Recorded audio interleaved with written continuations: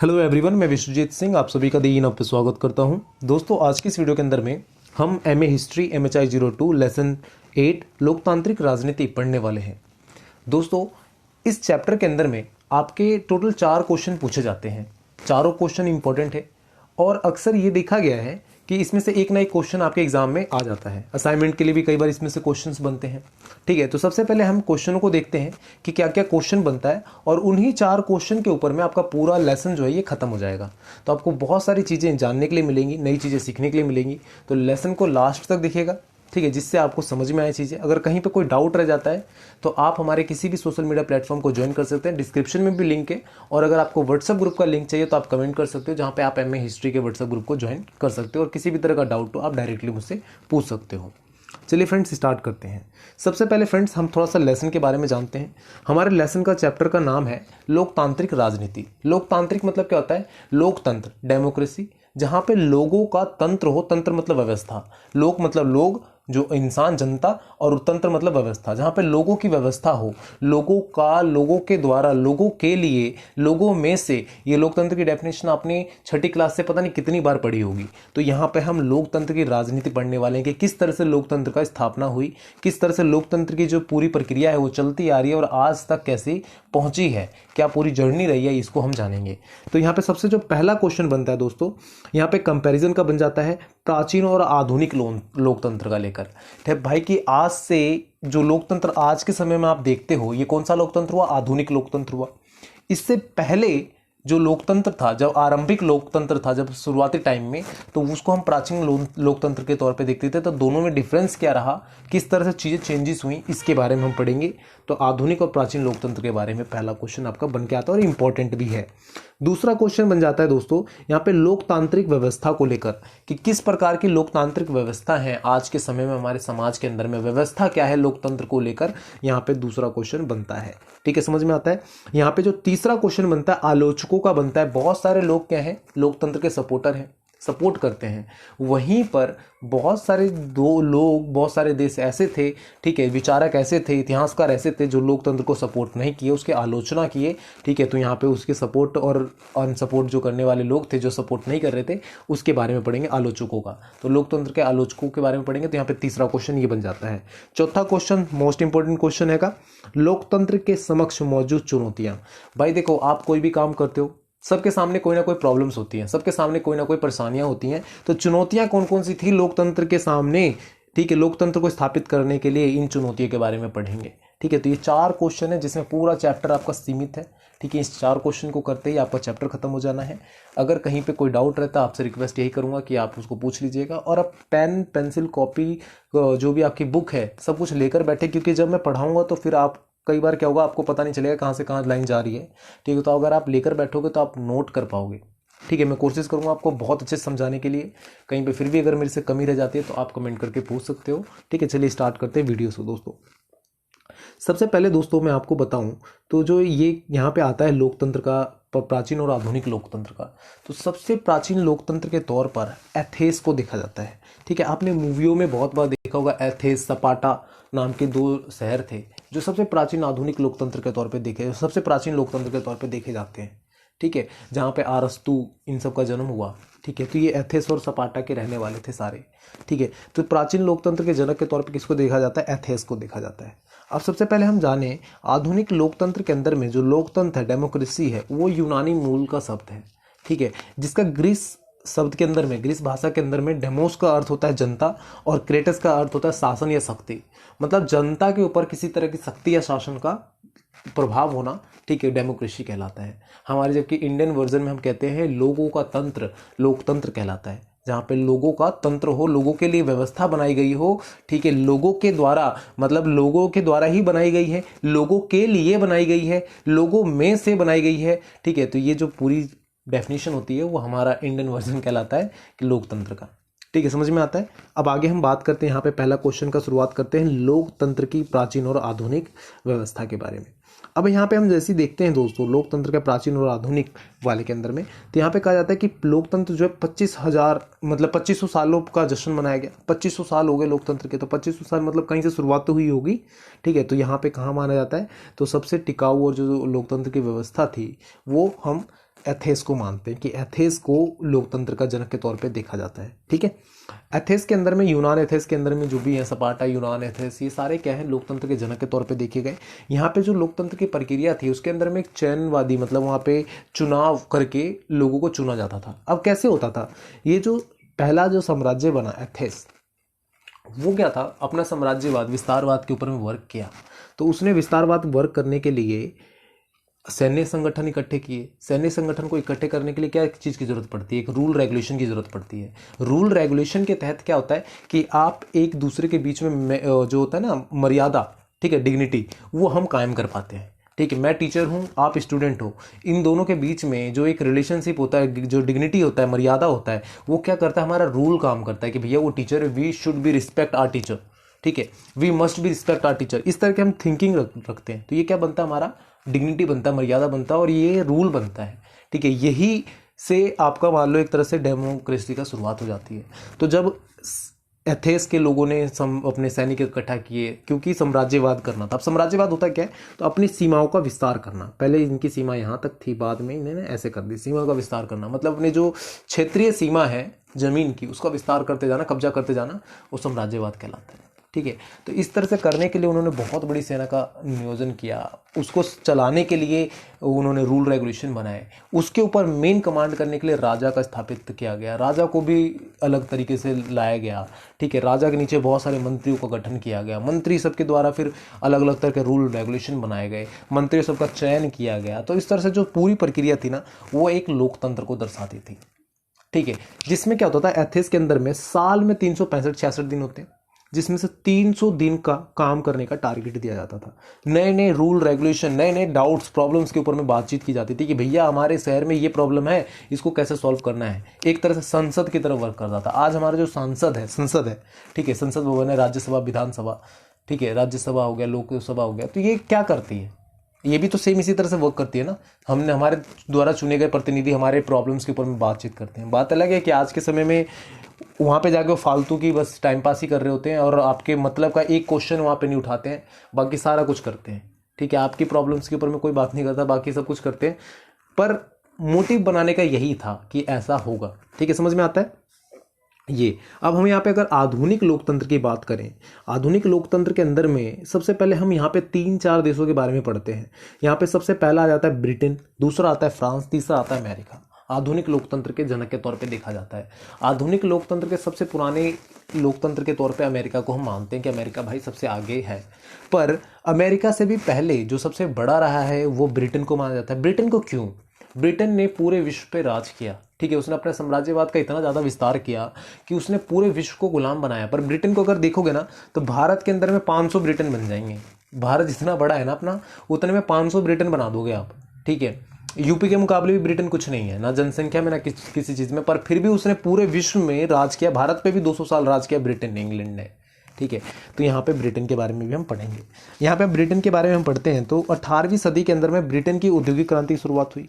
ठीक है, कभी भी जब हम बात करते हैं कि भाई लोकतंत्र का शुरुआत कैसे हुआ, तो वहाँ पे सबसे पहले किसी न किसी क्रांति से हम जोड़कर देखते हैं।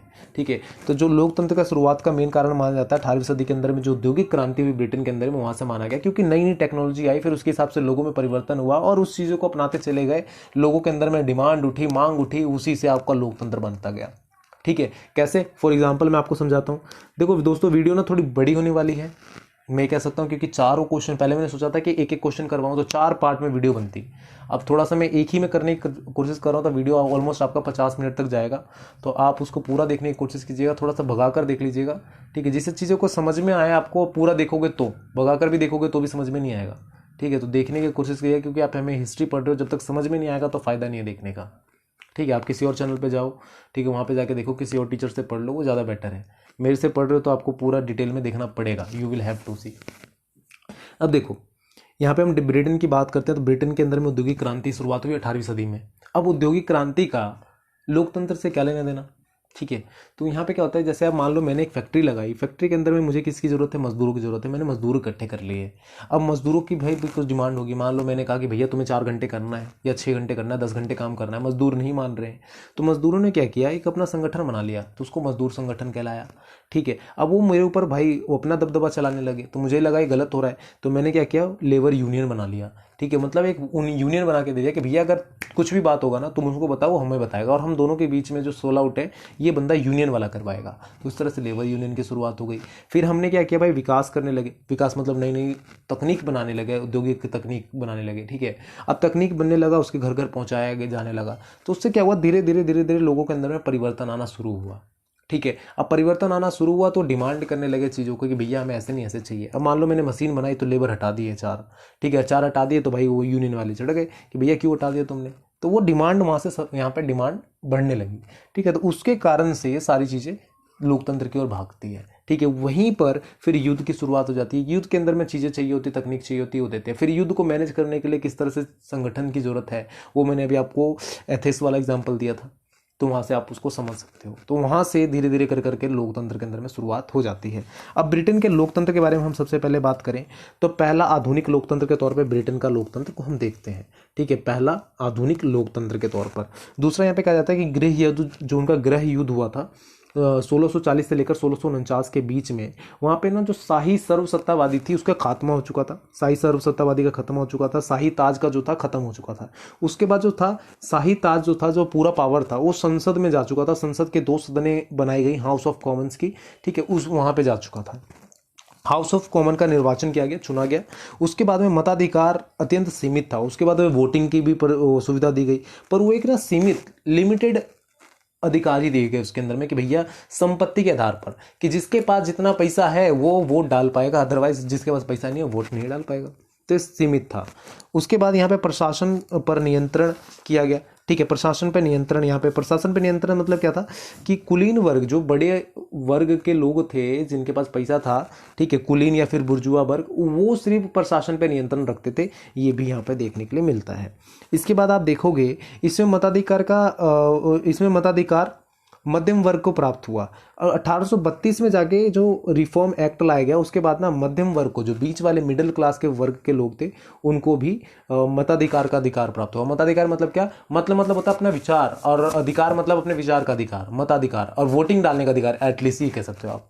ठीक है, क्योंकि अगर मुझे किस पार्टी को चुनना है, बीजेपी को चुनना है, कांग्रेस को चुनना है, आम आदमी पार्टी को चुनना है, ये किसका विचार होगा, किसकी थिंकिंग होगी, मेरी होगी। मैंने जिसको चुना, ठीक है, वो मेरा विचार है कि भैया मुझे बीजेपी अच्छी लगी मैंने चुन लिया, आम आदमी पार्टी अच्छी लगी मैंने चुन लिया। तो ये मताधिकार कहलाता है। तो मध्यम वर्ग को 1832 में एक एक्ट लाया गया, रिफॉर्म किया गया उस एक्ट के थ्रू, तो उसके बाद में उनको मिला। ठीक है, 1929 के अंदर में जाकर औरतों को मताधिकार का प्राप्त हुआ। ठीक है, जनसंख्या उनको वोट डालने का अधिकार प्राप्त हुआ।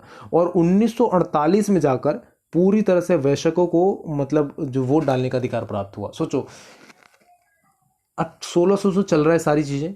ठीक है, और 1948 में जाकर, ठीक है, जब भारत 1947 में आज़ाद होता है उसके बाद जाकर ब्रिटेन के अंदर में औरतों को वोट डालने का अधिकार मिलता है। ठीक है, और बहुल मत खत्म किया गया 1948 के बाद। क्या हुआ, बहुल मत, पहले क्या होता था, एक से ज़्यादा वोट डालने का अधिकार था। भैया जिसके पास ज़्यादा संपत्ति हो 2 बार वोट डालेगा, 3 बार डालेगा, तो उसको खत्म किया गया। एक व्यक्ति एक वोट डालने का वो दिया गया, सिद्धांत की शुरुआत की गई। ठीक है, एक व्यक्ति एक वोट, आज भी हम इंडिया में यही करते हैं।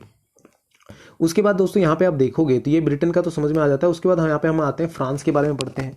तो फ्रांस की शुरुआत कैसे हुई, अमेरिका की शुरुआत कैसे हुई, इसके बारे में अगर आप बात करो तो यहाँ पे फ्रांस का भी कुछ इसी तरह का रहा। फ्रांस के अंदर में जो फ्रांस की क्रांति हुई, मतलब मताधिकार की जो पूरी तरह से उपलब्धियाँ देखोगे फ्रांस की, मैं इधर हैगा मैं दिखाता हूँ आपको। फ्रांस का अगर आप देखोगे तो सार्वभौमिक मताधिकार की जो उपलब्धि थी वो 1946 में उनको मिल चुकी थी, ब्रिटेन से पहले। ब्रिटेन में जो पूरी तरह से मताधिकार दिया था 1948 में दिया था, जबकि फ्रांस ने 1946 में ही दे दिया था। फ्रांस की जो क्रांति हुई थी 1789 में, 1789 में जो उनकी क्रांति हुई थी, फ्रांस की क्रांति हुई, उसके बाद ही लोकतंत्र का जन्म के तौर पर देखा जाने लगा। अलग अलग लोग स्वतंत्रता, समानता, ठीक है, क्रांतिकारी नारे का बात करने लगे। भाई लोकतंत्र के अंदर में सबसे मेन चीज़ क्या होता है कि भैया हमें स्वतंत्रता चाहिए, हमें किसी तरह की बंदिश नहीं चाहिए, हमें समानता चाहिए। भैया तू भी इक्वल, मैं भी इक्वल, कोई यहाँ पे भेदभाव नहीं होगा। ठीक है, तो स्वतंत्र समानता की बात करी जाने लगी जब फ्रांस की क्रांति शुरुआत हुई थी 1789 में। ठीक है, तो यहाँ से 1789 से ही वो अधिकारों की बात की जाने लगी, ठीक है, क्रांतिकारी नारों की बात की जाने लगी। और 1946 में जाकर फ्रांस ने क्या किया, सभी को सार्वभौमिक अधिकार देने का, सार्वभौमिक मताधिकार देने का फैसला कर लिया था। ठीक है, समझ में आता है। 1791 में जाकर क्रांतिकारी संविधान के थ्रू पुरुषों को मताधिकार का अधिकार मिल गया था फ्रांस में। देखो यहाँ पे 1946 में सबको मिला, पर अगर आप सीरियल वाइज देखो तो 1791 में जाके पुरुषों को संविधान के अंतर्गत वोट डालने का अधिकार मिला। उसके बाद में 1791 के बाद में आप देखोगे 1848 में सार्वभौमिक पुरुषों को मताधिकार मिला। मतलब पूरी तरह से जो थे ना धनी, पहले तो धनी वर्ग को दिया गया था यहाँ पे, फिर बाद में सभी को 1848 में जाकर सभी को, जो भी पुरुष हुआ करते थे सभी को यहाँ पे वोट डालने का अधिकार दिया गया। ठीक है, तो इस तरह से चलता गया और 1946 में जाकर औरतें पुरुषों सबको यहाँ पे सेम पूरे तरीके से वोट डालने का अधिकार मिला। ठीक है, तो ये आ जाता है। आगे आप बात करोगे तो यहाँ पे अमेरिका के बारे में बात करते हैं। तो संयुक्त राज्य अमेरिका जो है, गृह युद्ध की समाप्ति, जब उनका अमेरिका गृह युद्ध हुआ उसकी समाप्ति के बाद में अमेरिका के अंदर में लोकतंत्र की मांग उठी, जहाँ पे श्वेत और जो कलर वाला, जो आपने रंग भेद नीति का आपने सुना होगा ना, जो श्वेत पुरुष थे और वहाँ पे जो मूल निवासी थे उनके बीच में मताधिकार को लेकर बहुत ज़्यादा चलने लगा। लोकतंत्र के अंदर में सबसे मेन चीज़ क्या होता है, अपने विचारों को व्यक्त करने की स्वतंत्रता। ठीक है, मुझे वोट किसको देना है ये सबसे मेन चीज़ होता है। आप चुनोगे सरकार को तभी वो आपके हिसाब से काम करेगी ना। ठीक है, तो वोट देने की स्वतंत्रता ही सबसे मेन चीज़ है। आप इसके कारण से अगर कभी भी आप पढ़ोगे ना तो पूरा जो टॉपिक है आपका इर्द गिर्द मताधिकार के ही घूमता है। ठीक है, तो इस तरह से ये चल जाता है। 20वीं सदी के अंदर में जाकर पहली बार हासिल हुआ था वोट डालने का जो अधिकार है अमेरिका के अंदर में ये। और गुलामी प्रथा से आज़ादी मिली। ठीक है, रंग भेद नीति उसके छूट मिला। राजतंत्र कुलीन तंत्र के अंदर में वंशानुगत प्राप्त होने वाली सत्ता से उन्मूलन समाप्ति हुई। ठीक है, पहले क्या होता था, भैया राजतंत्र है या फिर रंग भेद वाला है कि मेरे बाद यही बनेगा, इसके बाद ये बनेगा, तो इन सब चीज़ों से भी यहाँ पर खत्म होता है। अमेरिका के अंदर में 3 तरह की शाखाएं स्टार्ट की गई सरकार के द्वारा, कार्यपालिका, विधायिका और न्यायपालिका। इसके बेसिस पे ही भारत के अंदर में भी चलता है, कार्यपालिका, न्यायपालिका और विधायिका के बेस पे भारत में भी वर्क किया जाता है। हमारे संविधान के अंदर में इसका लिखा गया है। तो हमने इसका टॉपिक कहाँ से उठाया, अमेरिका से उठाया। तो अमेरिका ने पूरी तरह से जो अपनी सरकारी शक्ति थी 3 पार्टों में बांट दी, कार्यपालिका, विधायिका और न्यायपालिका के बीच में शक्तियों का बंटवारा किया गया, जिससे शासन को सुचारू रूप से चलाया जा सके। ठीक है, समझ में आता है। तो इस तरह से पूरा ये चलता है, ये पूरा यहाँ पे अमेरिका के हम बात करते हैं। ठीक है, तो ये आधुनिक और ये वाला लोकतंत्र आपका हो गया, प्राचीन लोकतंत्र हो गया। इसके बाद में आपका दूसरा क्वेश्चन की शुरुआत हो जाती है आगे। दूसरा क्वेश्चन आप देखोगे तो 2 सेकंड, ये रहा लोकतंत्र के आलोचक। लोकतंत्र के आलोचक से पहले यहाँ पे आप लोकतांत्रिकरण के बारे में भी हम बात करते हैं। ठीक है, लोकतंत्र के आलोचक से पहले यहाँ पे दूसरा क्वेश्चन आ जाता है लोकतांत्रिकरण के बारे में। लोकतांत्रिकरण की अगर बात करो तो लोकतांत्रिकरण होता क्या है, तो यहाँ पे लोकतांत्रिकरण का मतलब क्या हो जाता है कि लोगों का जो उदारवादी विचारधारा है उसको किसी तरह से रियल फॉर्म में लाना। ठीक है, एक तरह से ये कहा जाता है कि उदारवादी विचारधारा क्या है, लोकतंत्र को दर्शाता है। उदारवादी विचारधारा लोकतंत्र को दर्शाता है, उसको रियल फॉर्म में लाना, उदारवादी का रियल फॉर्म में लाना लोकतांत्रिकरण कहलाया। ठीक है, अब लोकतांत्रिकरण, ठीक है, जिसके अंदर में प्राचीन जो कुलीन लोग थे, जो सर्वसत्तावादी लोग थे, ठीक है, जिनकी सत्ता पूरी तरह से जमीन पर स्वामित्व पर आधारित थी।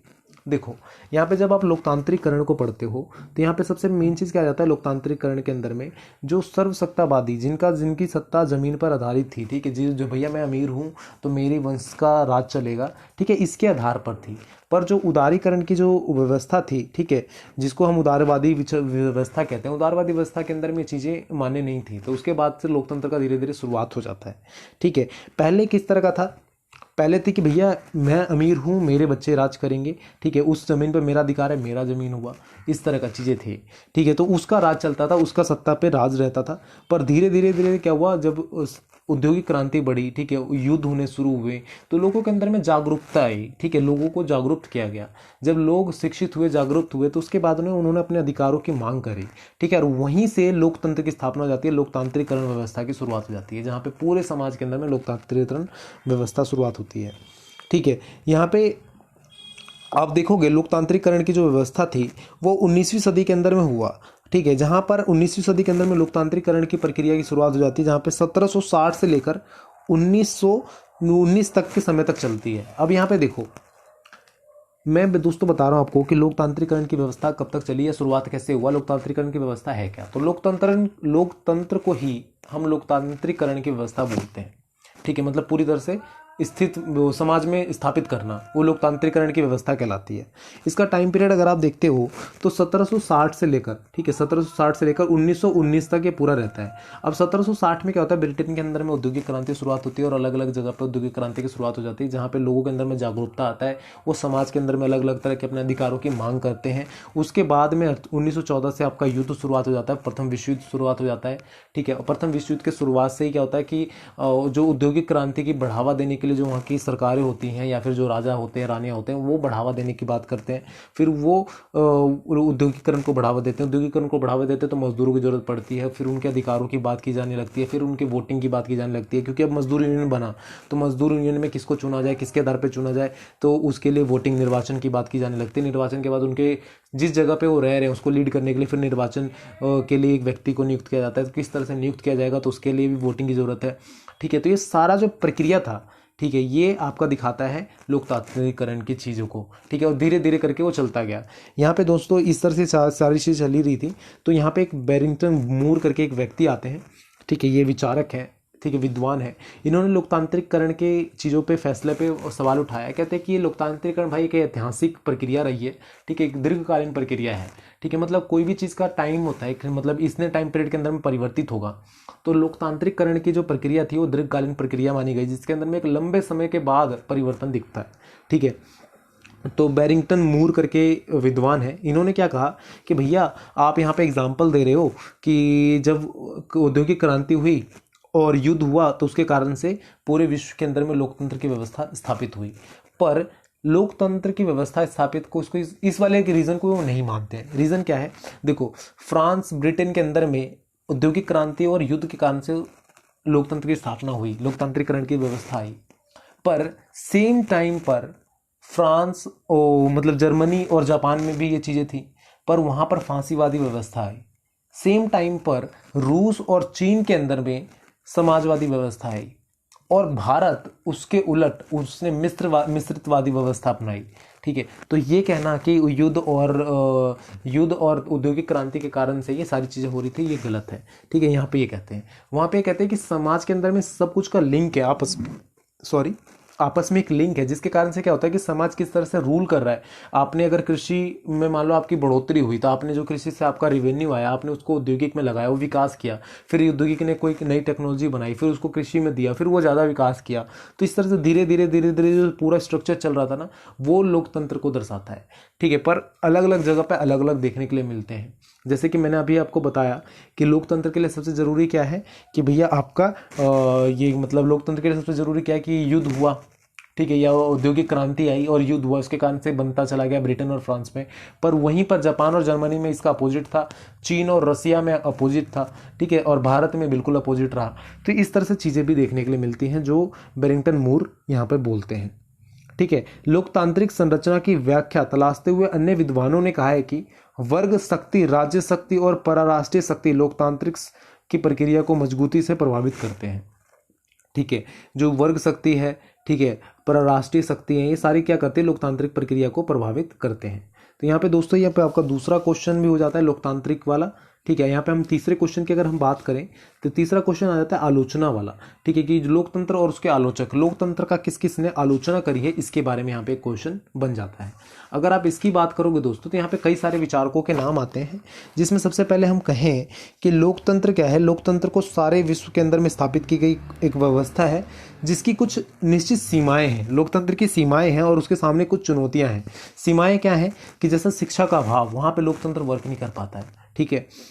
मतलब इसकी सीमाएं हैं कि शिक्षा अभाव, गरीबी, बेरोजगारी, जनमानस में लोकतांत्रिक की चेतना की कमी, भूमंडलीकरण, ठीक है। ये क्या है, लोकतंत्र के सामने चुनौतियां बनकर उभरी है कि जो पूरी तरह से लोकतंत्र को स्थापित करने नहीं दे पाती है।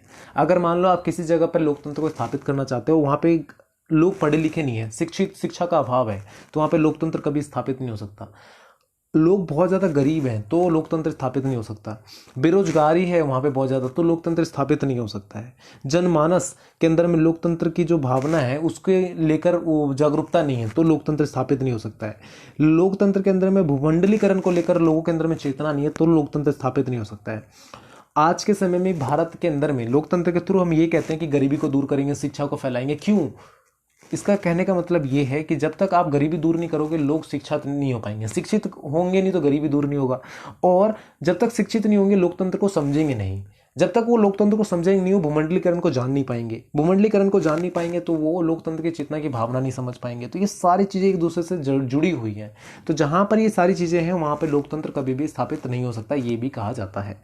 यहाँ पे एक विचारक आ जाते हैं जॉन स्टुअर्ट मिल, ठीक है, आपने कई बार इसके बारे में पढ़ा होगा जॉन स्टुअर्ट मिल के बारे में, जहाँ पे यूनानी लोकतंत्र के अंतर्गत इस बात की भावना को प्रचारित की गई कि लोकतंत्र तानाशाही का एक अन्य रूप है, और जॉन स्टुअर्ट मिल ने इसकी समर्थन किया। मतलब यूनानी जो तानाशाही यूनानी लोकतंत्र के अंदर में कहा गया कि जो लोकतंत्र है क्या है, एक तानाशाही का रूप है।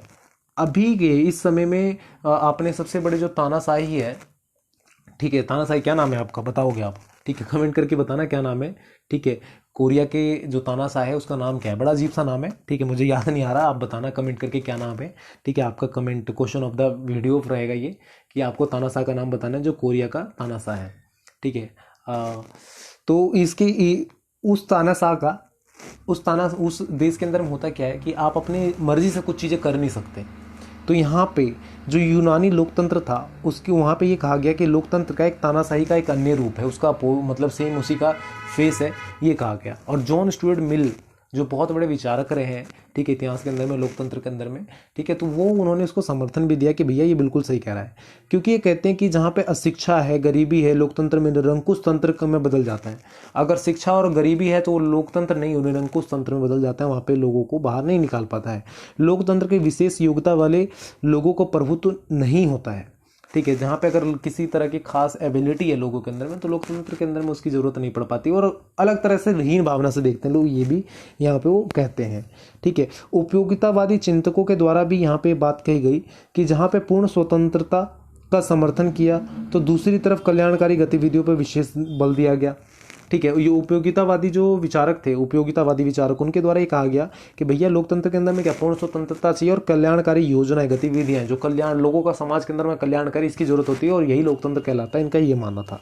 कार्ल मार्क्स भी यहाँ पर आते हैं, ठीक है, क्योंकि हम यहाँ पे आलोचकों की बात कर रहे हैं तो कार्ल मार्क्स भी यहाँ पे आते हैं।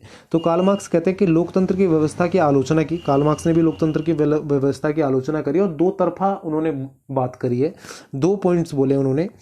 पहला पॉइंट ये बोला है कि एक तरफ उसने आधुनिक लोकतंत्र को पूंजीवादी लोकतंत्र बताया। कार्ल मार्क्स जी ने कहा कि भैया जो आधुनिक लोकतंत्र है आपका, ये लोकतंत्र है ही नहीं है, पूंजीवादी लोकतंत्र है, मतलब ये कुछ अल्पसंख्यकों के द्वारा रूल किया जाने वाला लोकतंत्र व्यवस्था है, ये कार्ल मार्क्स ने बोला। दूसरी तरफ वो ये कहते हैं कि सर्वहारा वर्ग द्वारा स्थापित लोकतंत्र को वास्तविक लोकतंत्र माना है। सर्वहारा वर्ग मतलब क्या, जो मिडिल क्लास लोग हैं उनके द्वारा जो स्थापित लोकतंत्र जो व्यवस्था है, उनके द्वारा बनाई गई व्यवस्था है, वो लोकतंत्र कहलाती है। ये इन्होंने 2 फेस करके बात बोली है, 2 तरह की चीज़ें बोली हैं, ठीक है। तो आपको यहाँ पे ये भी देखने के लिए मिल जाता है। यहाँ पे 19वीं और 20वीं शताब्दी के अंदर में पूर्वार्ध में कई सारे विचारक आते हैं, ठीक है, पेरोटा, माइकल, ठीक है, इस तरह के कई सारे दार्शनिक विचारक आते हैं जिन्होंने अपनी अपनी बातें बोली हैं। इटली और जर्मनी, स्पेन को निरंकुश तंत्र में विकसित हुआ, मैस्को ने इस तरह की बात बताई, ठीक है। वहाँ पे कहते हैं कि लोकतंत्र क्या एक तरह का बेकार है, बकवास है, ठीक है। मैस्को करके एक विचारक है, मोस्का करके एक विचारक, उन्होंने क्या किया, लोकतंत्र एक बकवास है, उन्होंने ये यहाँ तक बोल दिया, ठीक है। उनका ये मानना था कि समाज हमेशा 2 वर्गों में बटा हुआ, एक अल्पसंख्यक और दूसरा बहुसंख्यक। मोस्का करके जो विचारक है उन्होंने कहा लोकतंत्र क्या है, बकवास है। कारण क्या था कि वो कहते हैं समाज भैया शुरू से 2 वर्गों में बटा हुआ है, अल्पसंख्यक और बहुसंख्यक। अल्पसंख्यक है वो हमेशा से राज करता है किस पर, बहुसंख्यक पे। अल्पसंख्यक शासक है और जो बहुसंख्यक वो शासन के अंदर में काम करता है, ठीक है। जैसे आज के समय में भी भारत के अंदर में देख लो तो कुछ उद्योगपतियों द्वारा पूरे भारत को लीड किया जाता है, ठीक है। क्यों? क्योंकि भाई यहाँ पे अल्पसंख्यक के पास ज़्यादा है, बहुसंख्यक के पास कम है, ठीक है। या अब जो भी चीज़ें हों वो चीज़ें यहाँ पे दिखती हैं, ठीक है, समझ में आता है। तो यहाँ पे वो मूर्ख निरक्षक ये सारी चीज़ें कहते हैं कि भैया ये सारा चीज़ें इस तरह से चल रही है और ये आगे बढ़ नहीं पाते। जोसेफ करके एक और आते हैं विचारक, ठीक है, जो 20वीं सदी के अंदर में आते हैं, अभिजात वर्गीय दार्शनिक थे वो। इन्होंने क्या किया, 18वीं सदी के अंदर में लोकतंत्र का जो कल्पना करी और उसकी परिभाषा दी गई वो मौलिक रूप से गलत थी, ये उन्होंने ये कहा, जोसेफ ने ही कहा कि 18वीं सदी के अंदर में जो भी लोकतंत्र का डेफिनेशन आप सबने दिया है वो गलत है, इन्होंने ये मानकर चलते हैं। तो आपका तीसरा क्वेश्चन भी यहाँ पे समझ में आता है दोस्तों। ठीक है, मैंने बताया आपको वीडियो को थोड़ा स्लो, धीरे, तेज जैसे भी करके सुनना हो आप उसको सुन सकते हो, क्योंकि जब तक सुनोगे नहीं और आपको समझोगे नहीं आप उसको नहीं कर पाओगे। ठीक है, तो यहाँ पे हमने लोकतंत्र की आलोचना के बारे में भी पढ़ा। अब यहाँ पे लास्ट और इम्पोर्टेंट क्वेश्चन आ जाता है आपका कि लोकतंत्र के अंदर में जो चुनौतियाँ हैं वो किस प्रकार की हैं। ठीक है, प्रमुख चुनौतियां कौन कौन सी, तो इसको हम फटाफट करते हैं। तो यहाँ पे 4 चुनौतियां आपके बुक के अंदर बताई गई हैं। कौन कौन सी, तो विकास। विकास मतलब क्या होता है, डेवलपमेंट। अगर आप विकास करना चाहते हो तो विकास करने के लिए कई बार क्या होता है कि हमें खेत की जरूरत पड़ रही है भैया, तो आप खेत को हटा रहे हो, खेत ले रहे हो। जैसे हम अपने भारत का करंट एग्जाम्पल लेके चलते हैं सब जगह पे, तो रेलवे को विकास करना है, रेलवे लाइन बिछानी नहीं, तो रेलवे लाइन बिछानी है तो हवा में तो बिछाओगे नहीं भैया, या फिर मेट्रो लाइन बिछानी है तो हवा में तो बिछाओगे नहीं, तो किसी का घर आ रहा है, किसी का वो आ रहा है, तो वहाँ पे उसके अधिकारों को दबाया गया किस चीज़ के लिए, विकास करने के लिए। तो वहाँ पे लोकतंत्र का कहा जाता है, क्योंकि लोकतंत्र के अंदर में जो अधिकार दिए गए हैं, लोगों को समानता दी गई है, वो कहीं ना कहीं दबती है। तो विकास भी लोकतंत्र के अंदर में चुनौतियाँ बनकर उभरती है। और विकास का यहाँ पे एक मतलब ये भी है कि संपूर्ण विकास नहीं हो पाता। कोई वर्ग तो ऐसा है कि जो पूरी तरह से विकास कर गया, बहुत ज़्यादा विकसित हो गया, और कहीं पे सेम टाइम पर ऐसे वर्ग भी हैं जो पूरी तरह से विकसित नहीं हो पाए। ठीक है, जैसे कहा ना अल्पसंख्यक बहुसंख्यक, तो अल्पसंख्यक कितने अमीर होते चले गए, अमीर और अमीर होते चले गए, गरीब और गरीब होते चले गए, तो विकास भी संपूर्ण विकास ना हो पाना ये कहलाता है। विविधता मतलब क्या है, भारत का एक एग्जाम्पल लेके चले तो यहाँ पे कितने धर्म के, कितने जाति के, कितने रंग, कलर, रूप, भाषा के आधार पर अलग अलग लोग बटे हुए हैं। ठीक है, सबकी ज़रूरतें यहाँ पे अलग हैं। अभी करंट एग्जाम्पल लेके चलूँ यहाँ का भारत का, तो भारत के कर्नाटक के अंदर में हिजाब का मुद्दा चल रहा होगा, आप सबने न्यूज़ में देखा होगा। हिजाब और सैफरॉन जो को पहनते हैं गले में मॉफलर जैसा वाला, वो उसके लिए, ठीक है, भगवा कलर का। तो यहाँ पे ये चल रहा है, मुद्दा चल रहा है कि भैया हम स्कूल में हिजाब पहन के जाएंगे। तो यहाँ पे विविधता मतलब क्या, कि डाइवर्सिटी है भाई के अंदर, इतनी सारी विविधता, अलग अलग लोग हैं, सबकी ज़रूरतें अलग अलग है। अब जो मुस्लिम लोग हैं वो कह रहे हैं कि भैया हम हिजाब पहन के जाएंगे, तो वहाँ पे हिंदू लोग हैं वो कह रहे हैं भैया हम ये पहन के जाएंगे। ठीक है, और वहीं पर अगर जो सिख लोग हैं अगर वो भी बोले कि मैं ये करके जाऊँगा तो जाते हैं, पर मतलब वो बोले ये, अगर वहाँ पे रूल कोई गवर्नमेंट बनाते, सख्त रूल बनाते कि नहीं भैया कॉलेज के अंदर में ऐसा चीज़ अलाउ नहीं है, तो उसका प्रभाव सब पर पड़ेगा। सब पर पड़ेगा तो कोई किसी की भावना आघात होगी तो वो भी उसके लिए प्रोटेस्ट करेगा, आगे करेगा। अब मान लो अगर गवर्नमेंट कह दे कि भैया कोई भी किसी तरह का धार्मिक चिन्ह आप अलाउ नहीं है स्कूल के अंदर में, तो आपको वहाँ पे फिर क्या करना पड़ेगा, जो सिख हैं उनके लिए भी सोचना पड़ेगा क्योंकि वो पगड़ी पहनते हैं। ठीक है, जो मुस्लिम है वो हिजाब पहन रहा है तो उनके लिए भी सोचना पड़ेगा। जो हिंदू हैं अगर वो सैफरन पहन रहे हैं तो उनके लिए भी सोचना पड़ेगा कि भैया ये क्यों, ऐसा क्या। तो एक सहमति बन पाना ज़्यादा मुश्किल हो जाती है कई बार जब विविधता ज़्यादा होती है तो। ठीक है, डाइवर्सिटी बहुत ज़्यादा होती है, वर्सिलिटी बहुत ज़्यादा होती है, तो बहुत सारी प्रॉब्लम्स आती हैं विविधता के अंदर में। ठीक है, समझ में आता है।